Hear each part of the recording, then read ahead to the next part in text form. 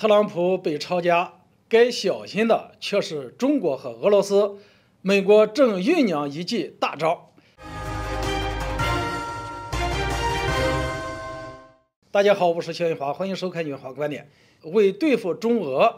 美正疯狂地制定新的核威慑理论。特朗普被美国联邦调查局抄家一事一经爆出，随即在国际社会引起了轰动，一时间可谓是传得沸沸扬扬。近日，美国《华盛顿邮报》再次发出重磅消息，表明美国联邦调查局之所以打破美国自建国以来的历史，也就是近200年来首次做这样的大动作，突击检查前总统的家，目的是为了寻找一份极其重要的文件。那么，到底是什么重要的文件呢？需要美国联邦调查局如此大动干戈，以至于特朗普发文抨击称这是美国的至暗时刻。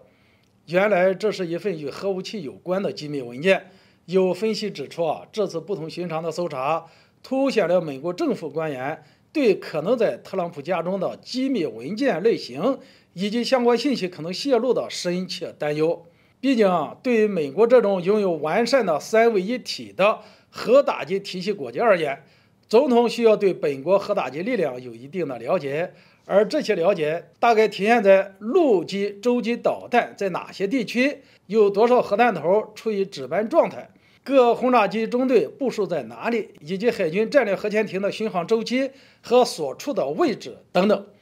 总之对于这些非常具体的、复杂而且时刻都能发生变化的动态信息，谁都无法时时刻刻记在大脑之中。所以这些信息大概率会以文件形式，以帮助总统在必要之时做出决策。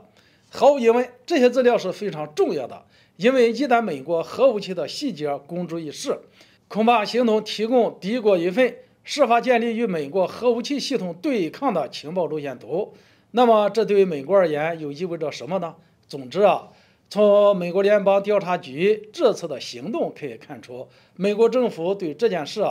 可谓是非常的紧张。但是在我看来，美国这种前所未有的紧张态势，则是给中国和俄罗斯提了个醒，那就是特朗普被抄家，该小心的却是中国和俄罗斯。据美国军事新闻网的消息，美国战略司令部司令理查德在近期一次会议上放出狠话，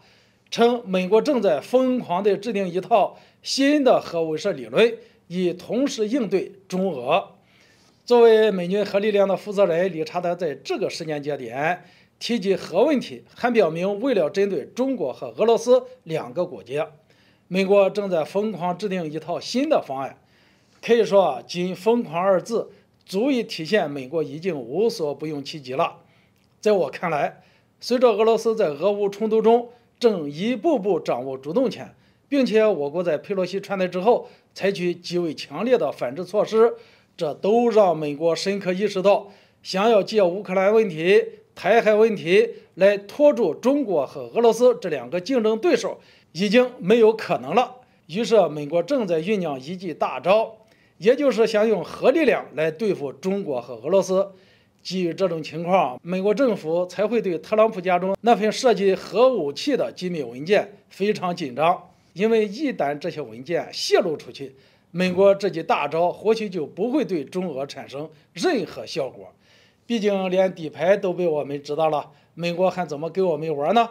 不过话说回来，就算这些绝密文件没被泄露，美国这同时要与中俄2国进行核对抗的行动，恐怕就是真要逼中俄2国联手了，